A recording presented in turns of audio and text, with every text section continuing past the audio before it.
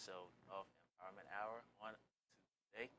And I'm glad to see you guys today. I hope you guys are glad to see us today. We have a wonderful show for you today. And I'd like to introduce myself, as always. None of y'all introduce y'all. And I have my co-host over here. Akosiadapa. And today we have a wonderful show for you. We're going to be closing off our chapter of prayer this month. And we have a wonderful guest, and I would like for him to introduce himself. Well, I'm glad to be here. Okay, Fifi. Almost everyone knows me as Fifi. Um, I'm the member of a church. I know you want me to say it, Yeah, but I'll please, just say please, it. let's hear your accolades. Officially, Elder Samuel Ramsey, but everyone calls me Fifi. Uncle Fee. And Uncle Fee, yes. And I worship with the Gaithersburg PIWC Assembly in Gaithersburg District. I believe it's the best assembly in the region. So That's up in the air. You think so? It's up in the air. Right. Yeah. And I'm married with two wonderful boys. The youngest turned 8 today. Shout out to Ezekiel. Happy birthday, Ezekiel. Happy birthday. And what else do you want to know about me? I work as a financial analyst. That's basically me. Fun fact, this man was my Sunday school teacher at one point in my life. Look at that. Look at where we are. Small world, huh? Very small. So, I'd Well, like to start it off. as our brother said, we're climaxing our topic on prayer for the month of September. I was going to say August for some reason. So today we're going to be talking about developing a prayer life. So we've talked about prayer. We've talked about basically how to be consistent in prayer and all that. But now we're going to talk about developing a prayer life. So if you're out there and you don't know how to get yourself situated and get yourself a good prayer life or effective prayer life, this topic is for you. This topic is for all of us, but also anyone can learn from it as well. So let's get into it. So, I'm going to ask my first question. Shoot.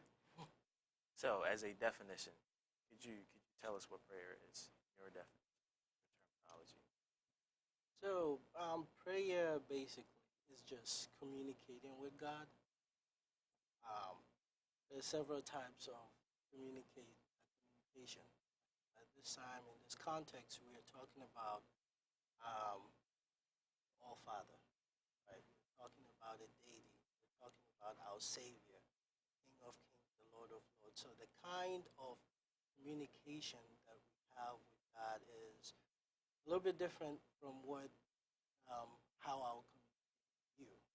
We want to come before God, in our prayer, our communication, our interaction with respect, with awe, with fear.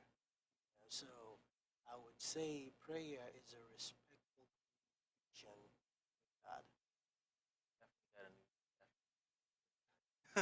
I mean, Well, that's mine. he still said communication. Exactly. But he added the word respectful. So you can't just come at him anyhow. All right. So what does it mean to develop a prayer life? So, like we already went over, prayer being communication with God, right? Prayer life is basically individuals, individuals' practice of prayer. So, in a nutshell, you're developing something. That means to grow something. It means to make mature, right? So when you say developing a prayer life, that means you want to get to a level where your communication with God has grown to a mature level.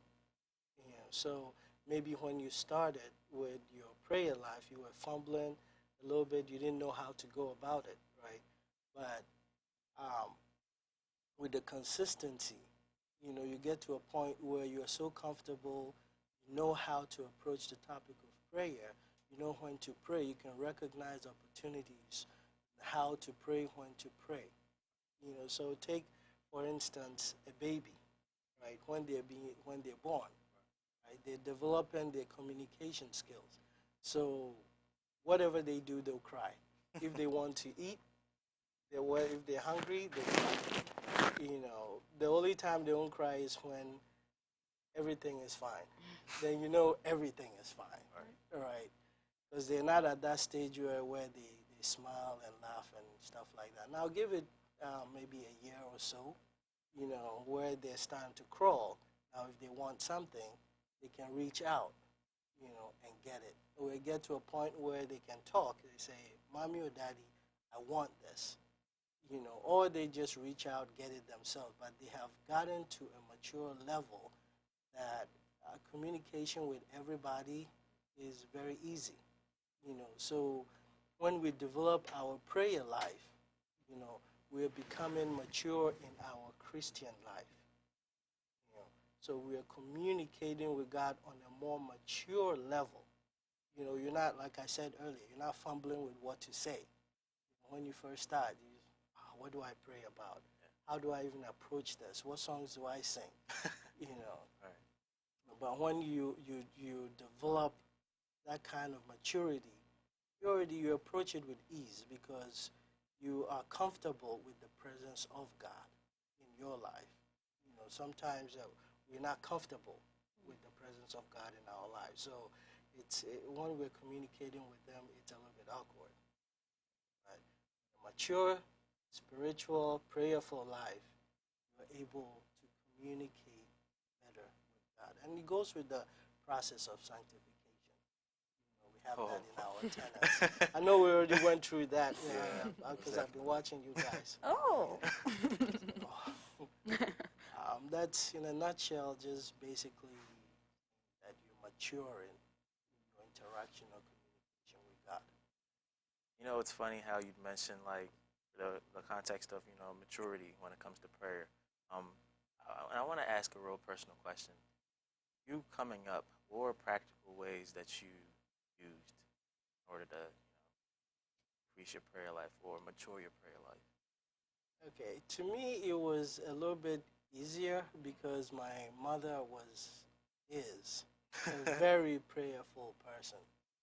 So you get to that stage where very early in the morning you want to sleep in, and she wakes you up and she tells you that get up and pray. And if you've experienced that before, you're not going to leave in 30 minutes. You're going to pray for about an hour before you get out of the house and start sweeping or doing your chores. So that was instilled in me from a very young age. And then, so it helped me when my mother traveled a lot. Sometimes it was just me, right? So I knew that anytime, she would advise me to, so anytime that I'm in a certain situation, she tells me, pray to Jesus. So even at a young age, even on the playground, it's so funny. At the playground when I'm being bullied, I'm praying to God. Now please help me. So I remember that, like right now, it's just so vivid. This was in Nigeria. I was being bullied, and I went somewhere else, and I was praying. My mother said I should pray to you, so please help me. Guess what? Well, I got beat up once, and after that, that was it. Right. But then boarding school, coming here, currently, I still remember what my mother instilled in me. So I know that if I need something, even when I'm happy or something good happens to me, I attribute it to God, and I pray. So that helps me. It keeps me on my feet. Sometimes I have down times, but I always try to remember to pray in every situation. Say, we're talking a little bit about what I was doing, right? And sometimes I could just fumble with formulas. I'm trying to get an analysis done, and I'm fumbling with formulas. And sometimes, the idea would just come like that. And as soon as I'm able to do it, I just say, thank God, right? And I just thank God, and I start saying something a little bit, it's a short prayer to thank God. So I was brought up to appreciate the value of prayer. Um, for me, it was a little bit easier. So because I had the foundation, that foundation I kind of built on it. That every situation, whether I'm in a bad situation, I should pray. When I'm in a good situation, I should thank God, which is also the first thing you ought to do when you're praying to God. To that. I was gonna. It was funny because I was gonna ask. So you've never maybe had setbacks where you felt like I don't even feel like praying anymore because this is rock bottom. You want I'm feeling examples? it. You want all the examples. Because I can tell you, I've had several. An overused one I've told most of the youth in Gaithersburg is when I was doing my undergrad, and I was that was a turning point in my life, by the way.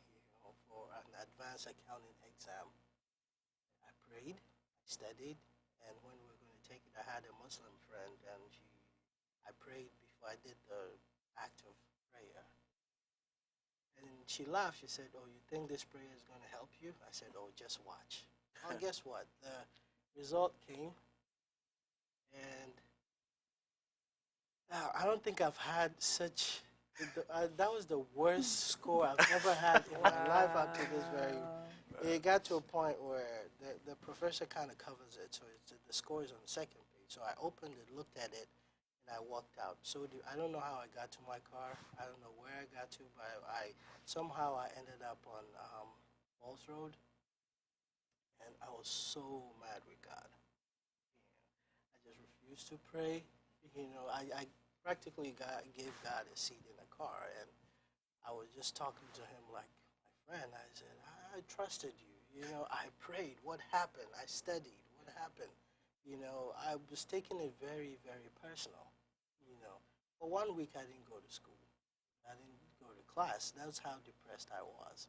So one day in the middle of the night, I'm lying there, and then God just revealed to me what I was doing wrong in my studies. Okay, you do study, you do pray. When you go to study for an hour, how much quality time do you spend with your kids? So I started being truthful with myself, and I said, wait a minute, I do talk a lot when I'm studying, right? So that's God's way of telling me that this is nothing spiritual. It's just you having to just change your ways. I'm opening your eyes to that fact. So I just did away with anything that would distract me. I went to study. I made sure I did anything, my talking, everything. And when I went to study, it was all studies. And I started doing good from there.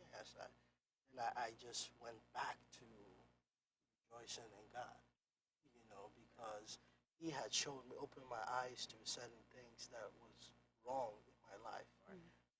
So there are several times where I'll tell you there have been depressing times where you you feel like God has failed you, but God doesn't fail you. We fail ourselves. Or sometimes we fail to listen to the voice of God. Even when we pray, we ought to listen for an answer. God talks to us. God answers us every day, but we fail to listen to the answer. Sometimes it's no, but the way you hear the no is not what you're expecting. Sometimes He says yes, but the way He says yes, not what you're expecting. So you think that God is not responding to you. He did respond to you if you're going about your interaction with Him right. I like how you mentioned some of these things that you mentioned. We're probably going to get into later about the no's and the yes and all that. But I like how you mentioned about how your mom would wake you up early to pray and everything. I remember when I was younger in Ghana. I remember this. I came here when I was like 7, but I still remember some of this stuff. My grandfather would wake us up every morning for morning devotion, and I would just sit there like, It's another time. Right. like I just want to sleep. Like I just want to sleep. But he used to wake us up every morning for morning devotion, and after even after leaving Ghana and everything, I would still do it. It got to a point where I was just like, nobody's checking me right now. I can Right. go back to sleep. But I've learned that doing that prayer in the morning, I'm still, even now, I'm still trying to get back into that, because there are times when my alarm will ring, or like I'll wake up and I'm just like, let's just go back to sleep. But like I'm trying to make it a point to get back to that, because I've realized that there are days when you do that, when you Right. pray in the morning before you start your day, things are smoother, or like even if things are not smoother, you're more at peace, right? But then when you don't, it's like everything left and right is like ticking you off, and you just every like it doesn't things don't really sit well.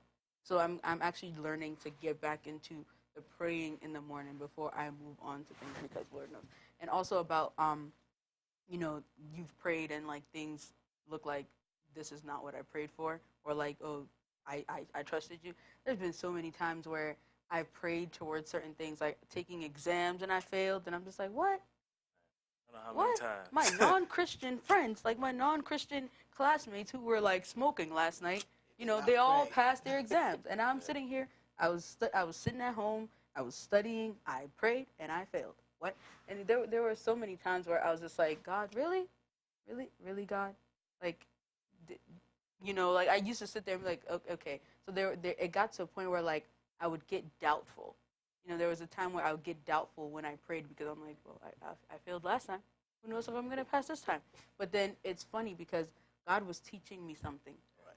and every time I feel like after maybe the second time, like after I take the exam the second time and I passed, and I learned that, oh, this is a testimony. Like I failed the last time, and like sometimes maybe I did something different, because Right. there were times when like when I was studying, I'd have Korean dramas playing in the background, because Yeah, I you didn't know like you're not studying when it was studying. too quiet. Right. So instead of like actually studying, I'm like listening and like, so it's like, how am I retaining anything if I'm so it took a lot for me to actually understand sometimes that things that did not go well, one, was for my good.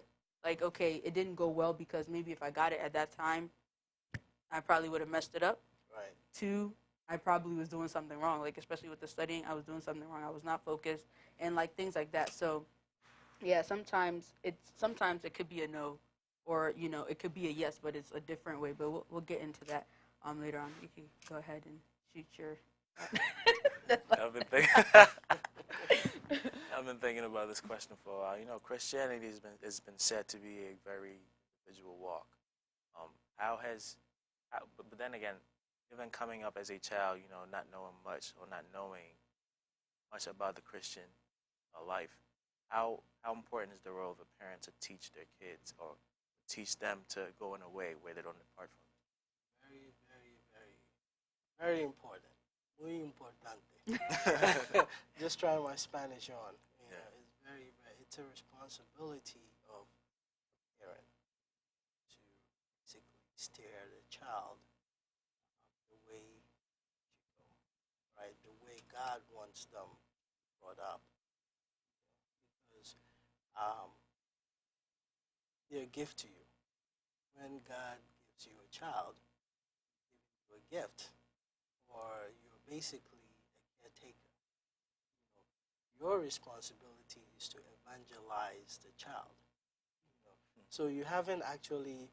We have this joke about internal evangelism. Internal evangelism.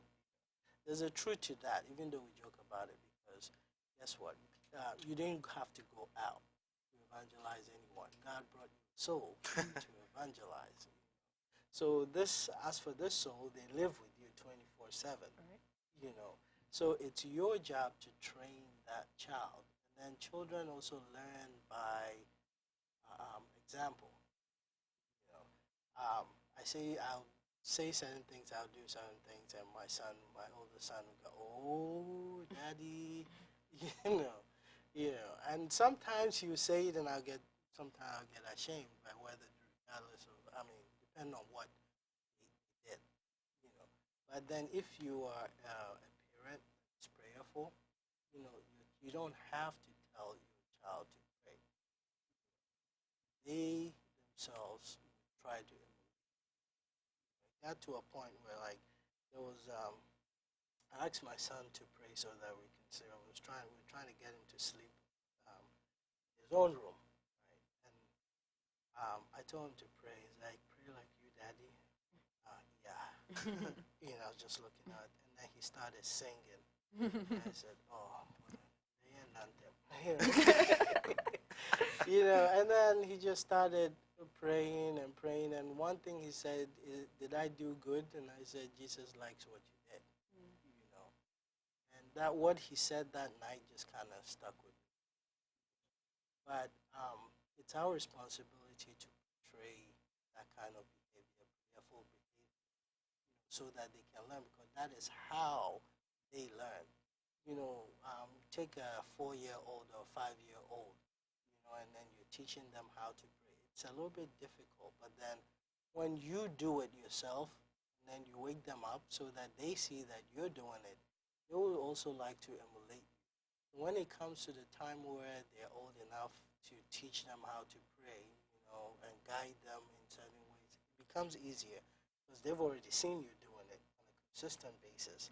So they also want to do it. So as a parent, you have, that's your number one job. Lead them to Christ, lead children to Christ through prayer, through leading a Christian lifestyle. Thank you. But if you don't pray, they don't see any value in praying. So they're also going to do what you do. To answer your question, yes. 100% yes. Yeah, and I also wanted, I agree with that as well, because I remember, this is like something that I've actually like seen, because I remember when my youngest brother was younger, he's going to be 10, wow.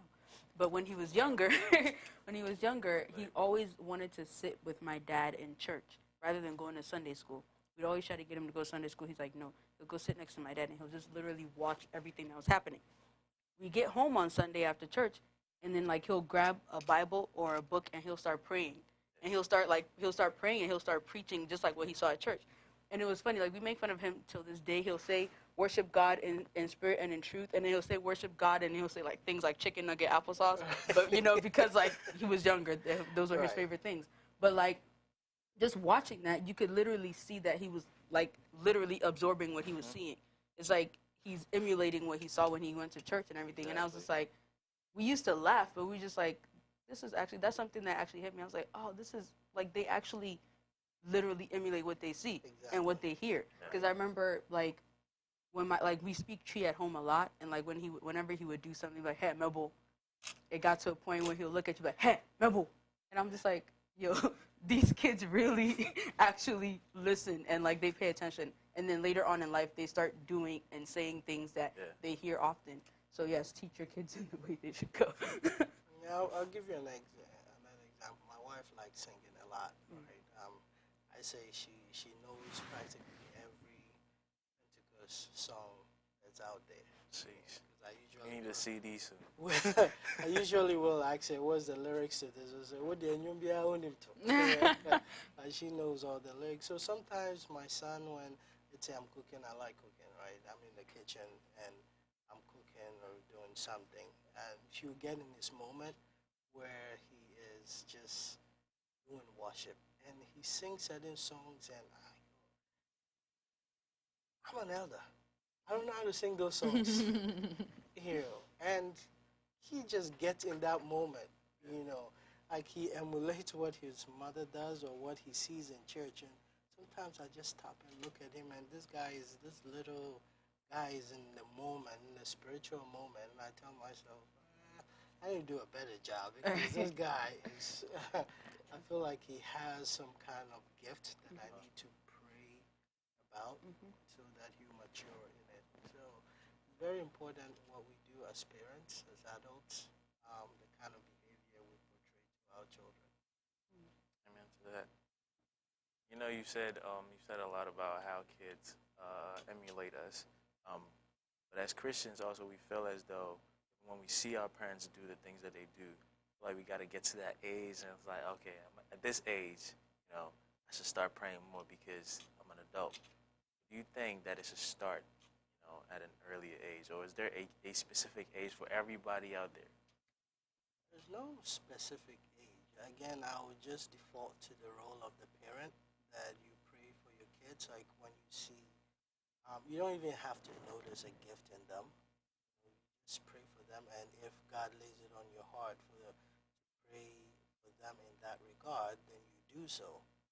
You know, when this is not really relatable, but I'll just say it anyway. When I was in Sunday school, I there were a few of the youth that were very prayerful.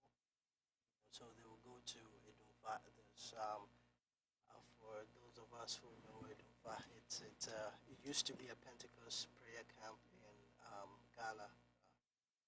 So they'll go there, and then the young ones will also, and my mother also went there. My some of my families who go there, family go there.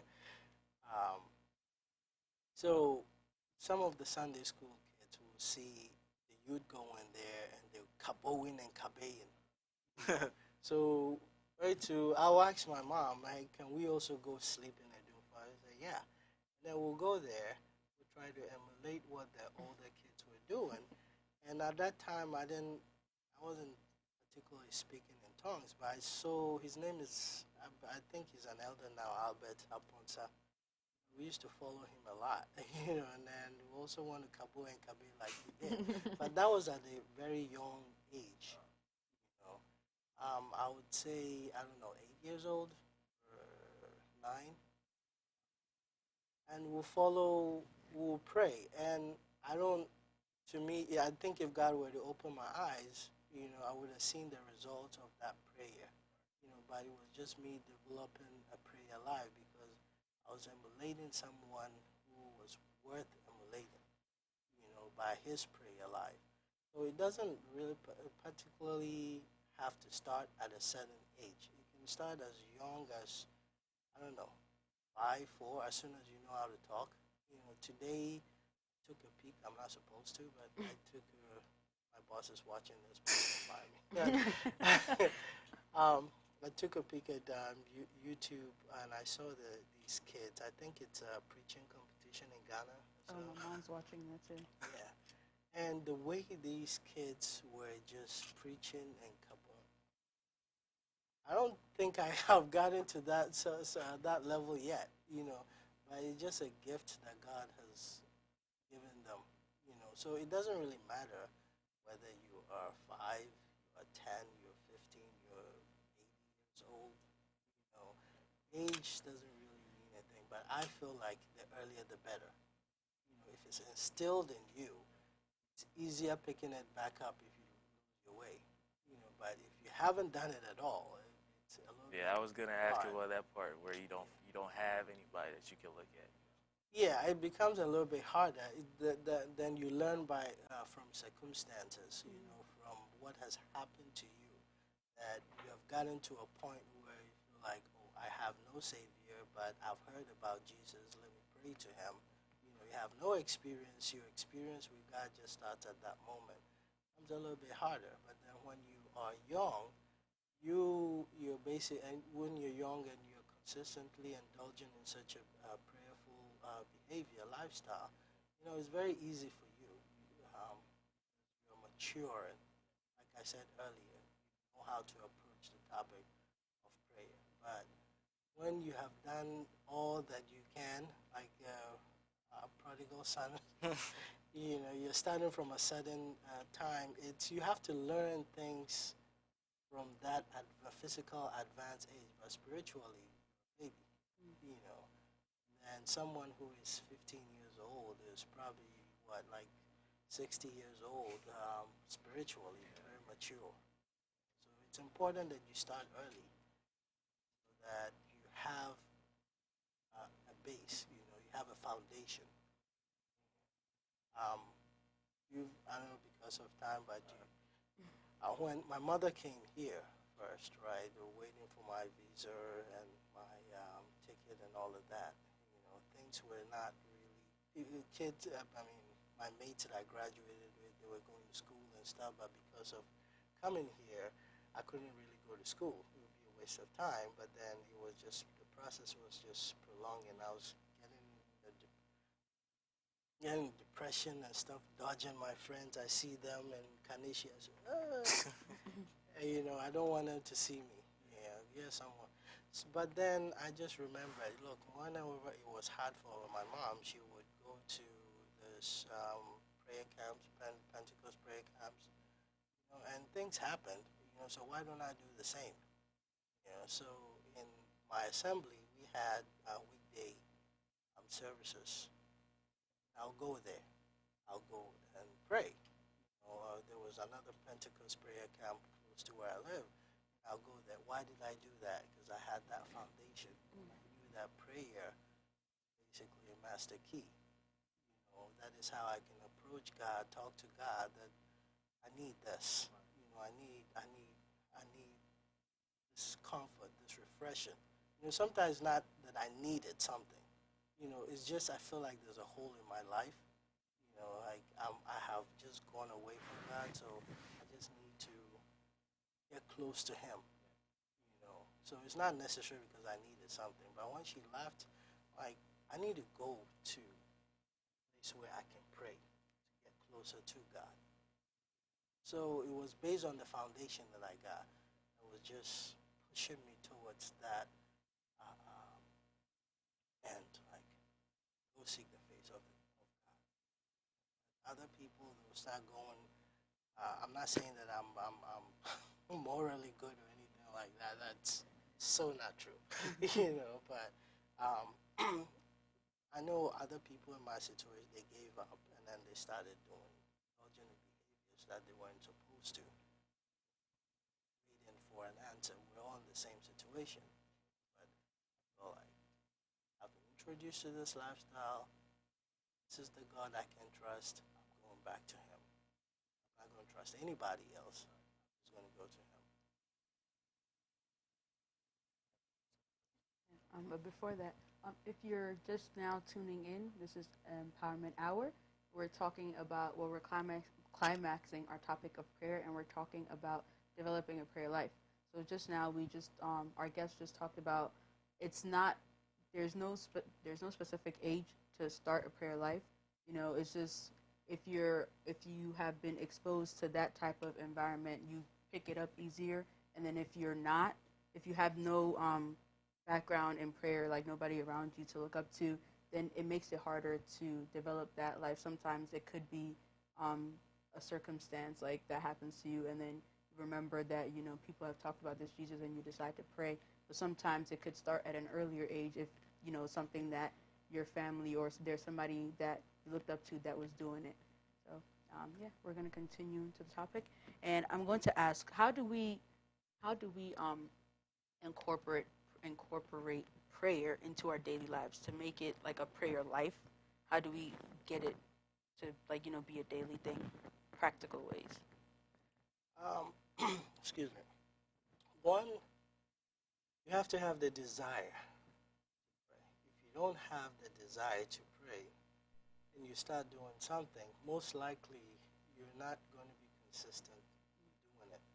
So you have to desire to seek the face of God, to communicate with God daily.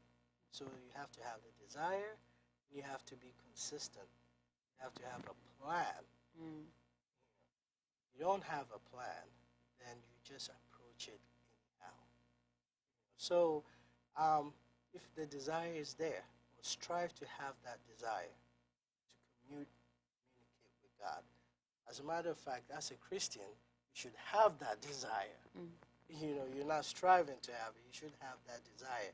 It's been implanted in you, right? And then you have to have a plan to incorporate, to develop a prayer life.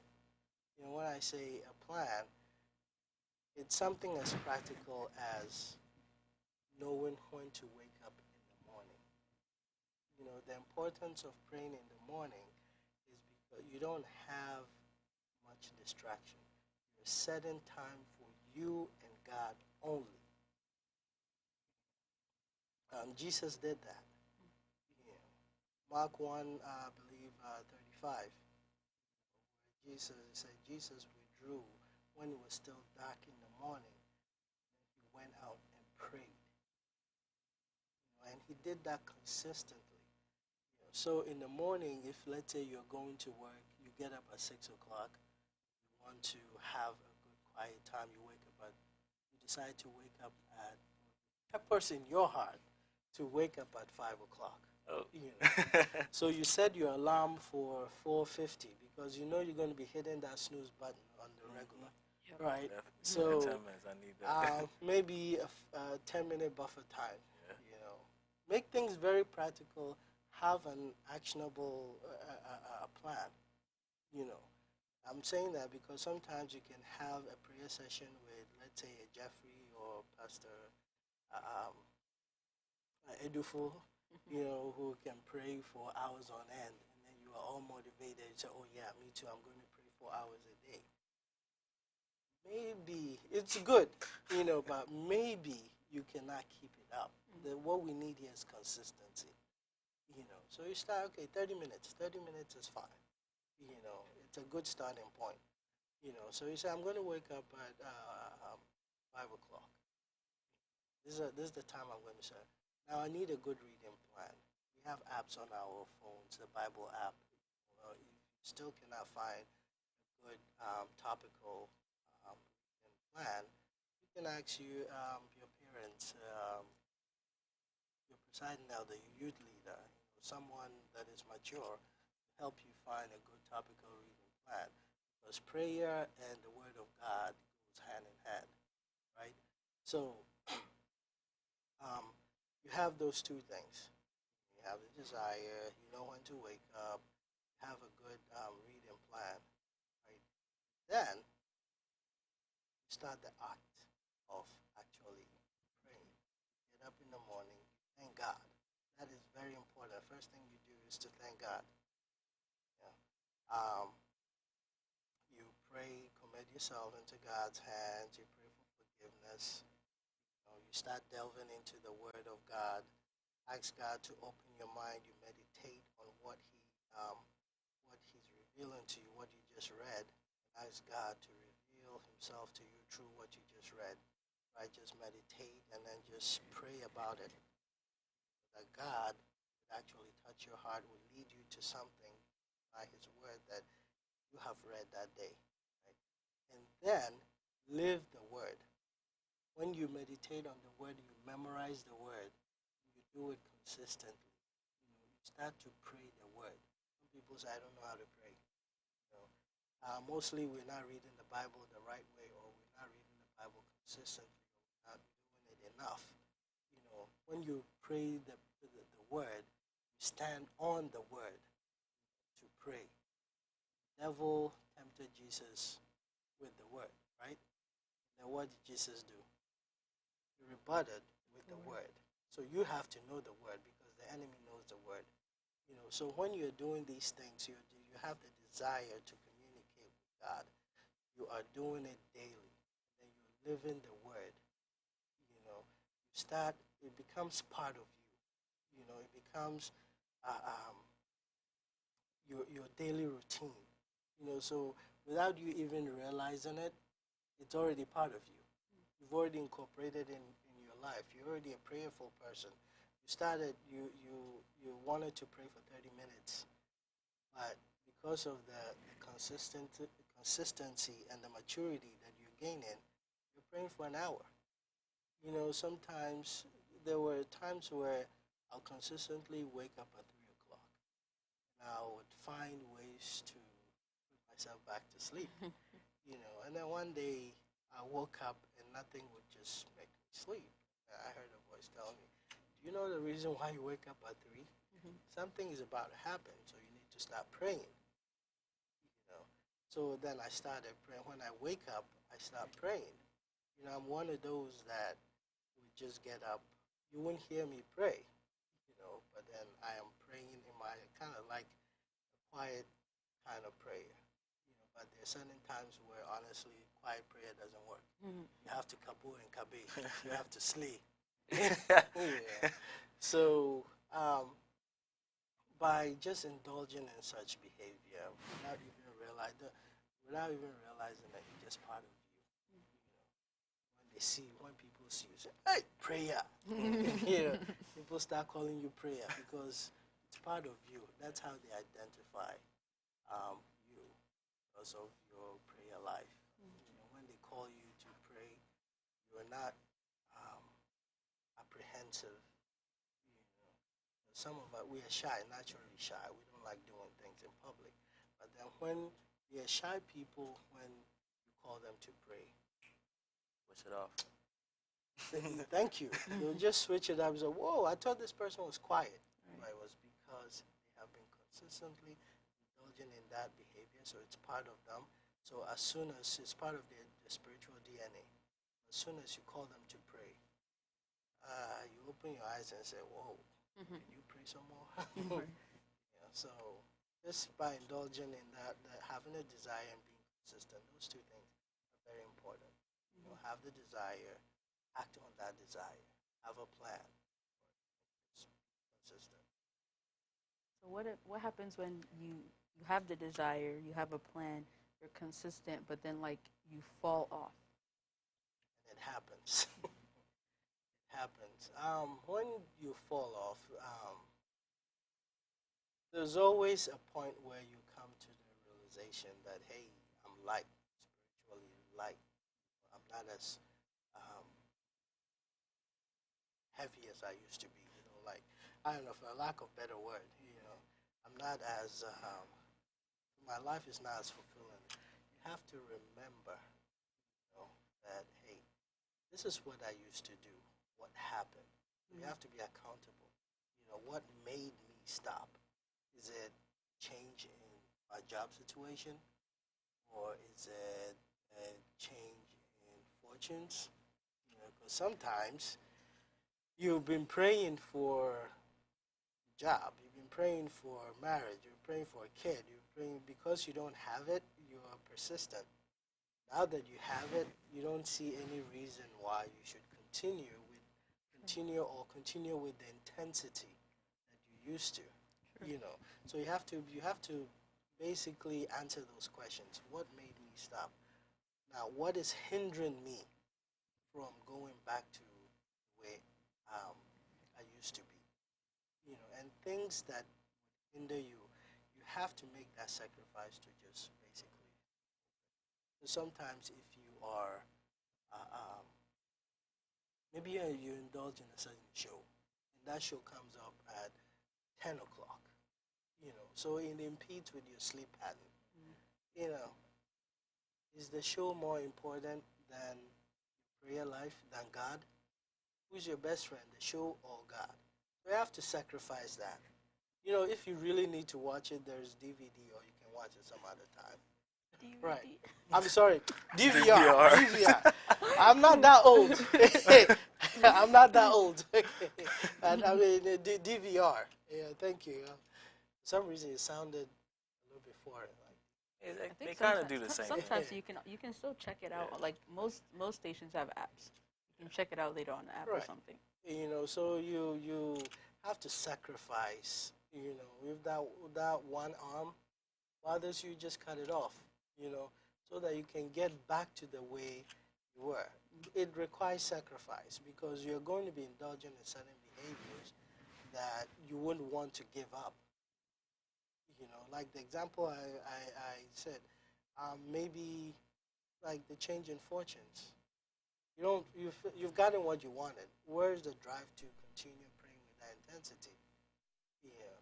But you need to follow the example of Job, basically. Job, when he was rich, right, he would have a birthday for all his children. Now, he would give God burnt sacrifice, on behalf of his children, saying that maybe in their times of joy, they curse God. So even when times were good, he had to be consistent in his prayer life or his approach and interaction with God. He didn't say, I'm rich, so my children can do anything, say anything. After all, I'm rich. But he was very consistent. So we have to avoid being in such situation, and if we fall in such situation, we should be accountable to ourselves and say, okay, what really happened? How can I mitigate against those issues so that I can get back to serving my God, having an impactful prayer life. So another one. So let's say you have the, what was that word again? Desire. I was gonna say urge, but yeah. So you have the desire, you have a plan, you're consistent. But let's say something changes in your life, like as you were saying, where you can't. Let's say you have a specific time where you do it every day, and you can't do it at this time anymore. You have to change it to a different time. Is that possible, or is that fine to change time because of circumstances? Like you can't do it at that certain time. I mean, let's say you used to wake up at like 5 to pray, but now you work night shift. So at 5 you're at work. I'm going to use that example. Yeah. It depends on your situation. The important part is you finding time to spend with God. So if your situation, let's say you're a nurse, right? You're with a patient. You pray what? You wake up 5 o'clock and pray for an hour. You can't leave your patient at 5 o'clock and say, "I'm sorry, could you just continue with your suffering? I'm going to I'm go gonna go pray pray." and I'll come back." You can't do that, right? So you have to find time where it's more convenient, right? I mean, let's say you're out of job. I'm just giving an example. You're done by 8 o'clock. You know that when you go home, you're tired. So maybe you can just sit in the parking lot. I'm just giving an example. You can sit in the parking lot there if no one is waiting for you. Maybe your husband, your wife, or your kid is waiting for you. So maybe it's not practical. But what I'm saying is you're gonna have to have a convenient time where it's just you and God. There's less or no hindrance, interruption um, in your prayer session. So um, things happen.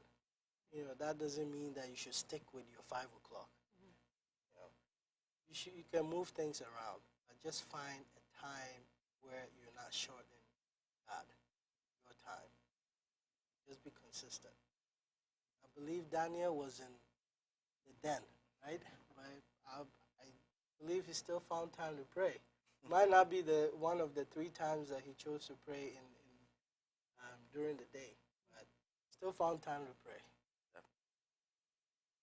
Now because we hinted at early, like everyday prayer. I want to kind of bring in situational prayer. How are those synonymous and how are those different at the same time?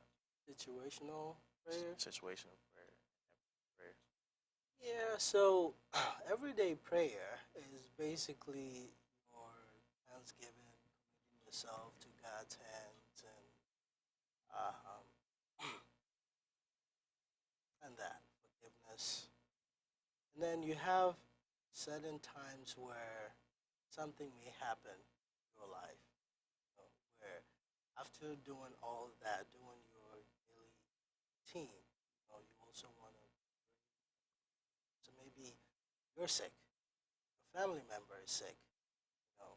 So there is a routine prayer, and there's things like variable types of prayer, like intercessory prayer, right?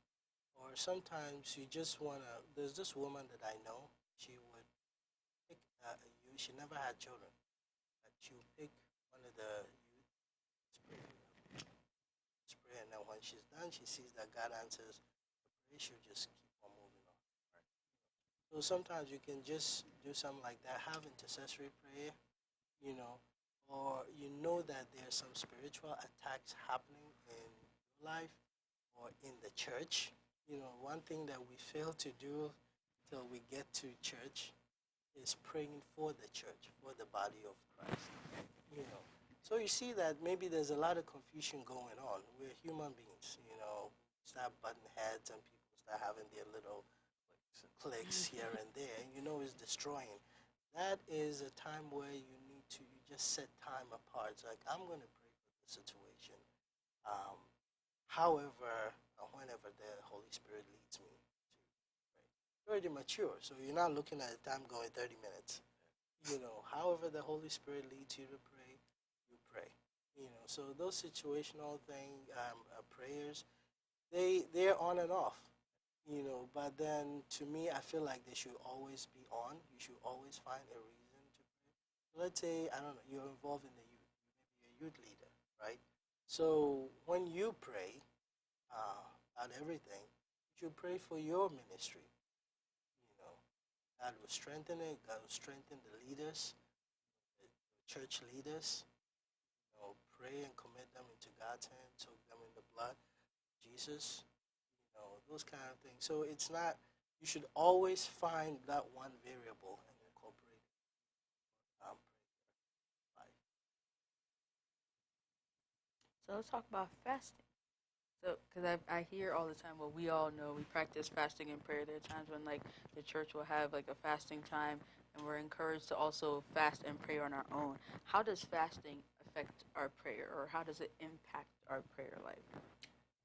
So fasting is basically like a spiritual exercise. You're foregoing any physical human pleasure, telling God that, look, I want to get close to you. I want to approach you on a spiritual level. So I'm foregoing all these human pleasures so that I can just concentrate on you. So even if you're praying against something, the forces that are against you, the Bible says they're not, they're spiritual. They're spiritual beings, right? So you have to attack them, approach them through spiritual means. Daniel fasted and prayed when he was doing intercessory prayer for the nation of Israel. And then even then, his prayers were being held. They were being held up, but he was so consistent, using prayer. So I would say fasting is like, I don't know if this this will go over easy, but it's like using a car. Let me just, this idea just popped in my head, like using you have your normal 4-cylinder, and you have your normal V6. Like I know what that means. The type of, you drive a car, right? Yeah. I saw what you drive. It's a 4-cylinder. Okay. Right?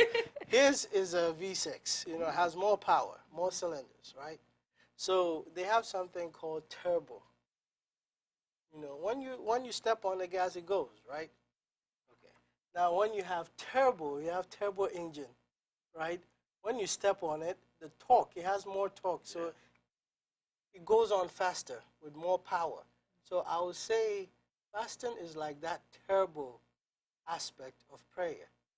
You have no, like, you set yourself apart. You are not indulging in any kind of physical enjoyment. So you just say, go into a corner, I'll withdraw like Jesus was doing. Just withdraw. I'll just fast and wait on God. That fasting aspect can elevate you to a certain point.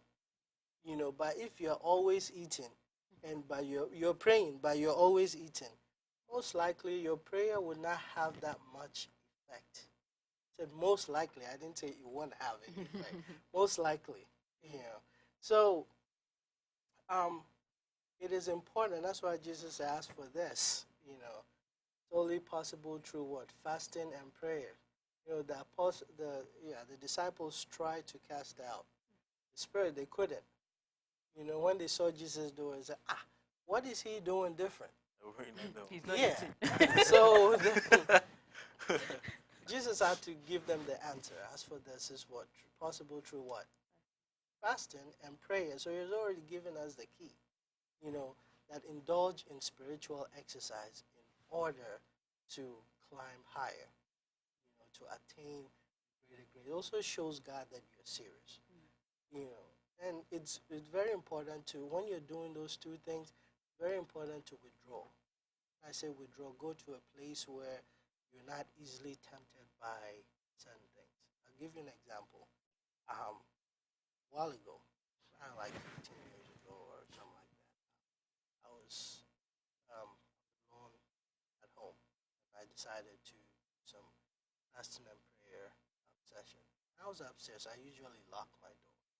That day I felt like I could just kabo and kabe throughout the house, right? I go from room to room, and I'm praying. I'm not even paying attention to anything. And then next thing I know, I'm in the kitchen.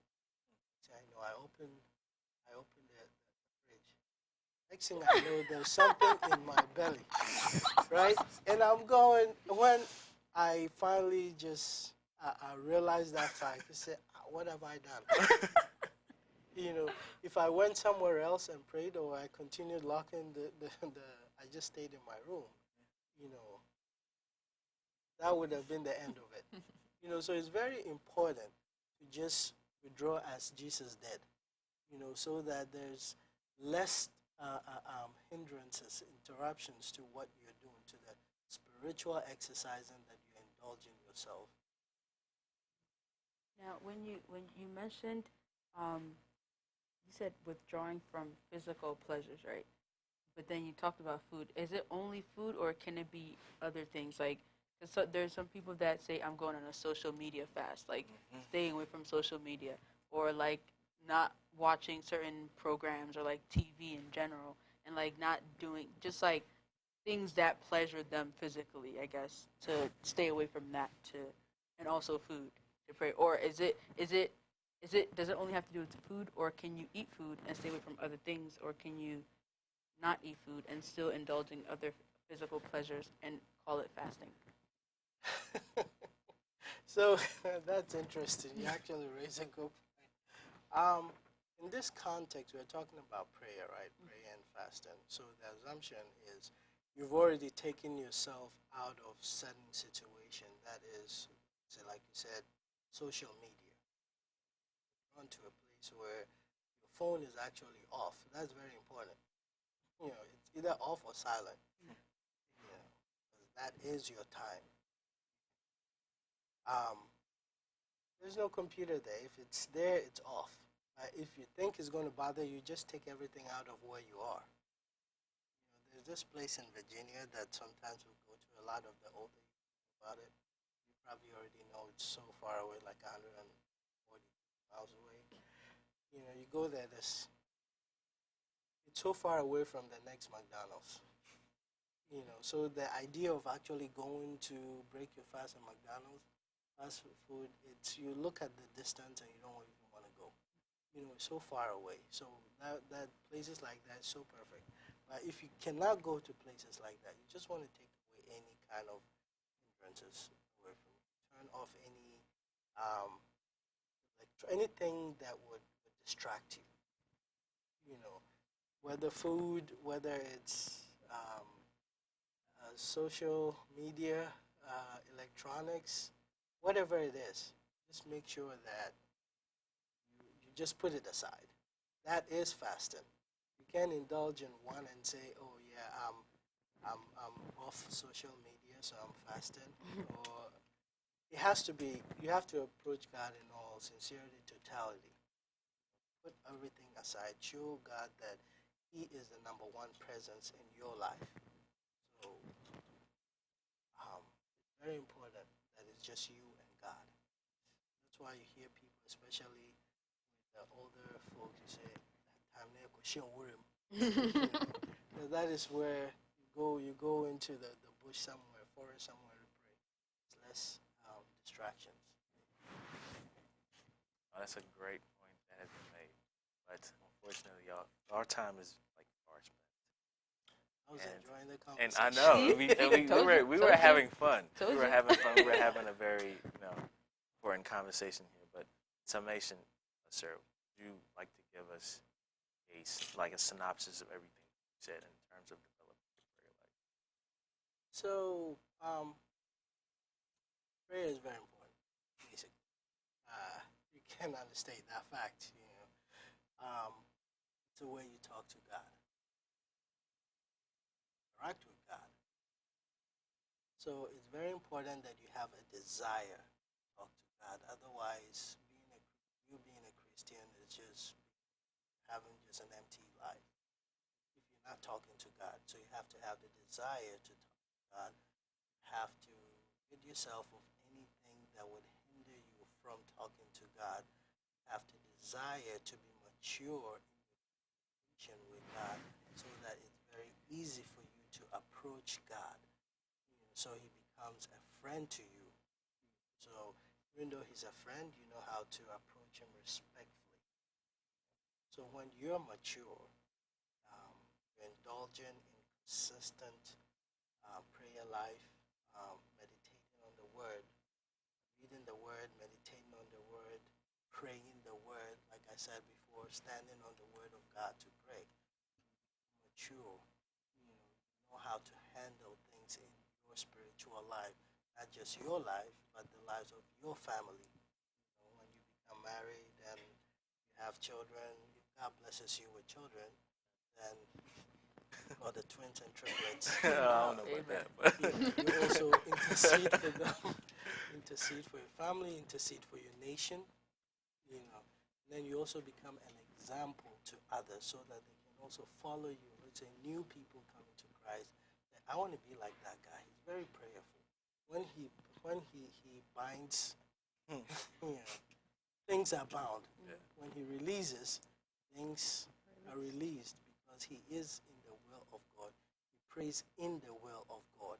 So when he speaks, when he prays, when he speaks to God, God listens to him.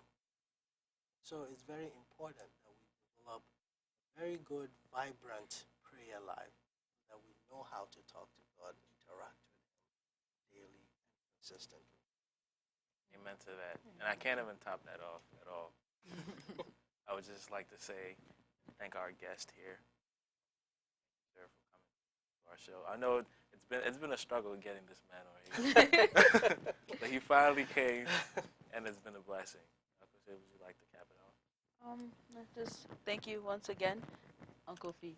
I call him Uncle Fee. So thank you very much, Uncle Fee, for coming. We'd also like to thank our producers in the back. We'd like to thank our technicians. We'd like to thank you, our viewers, for tuning in all the time.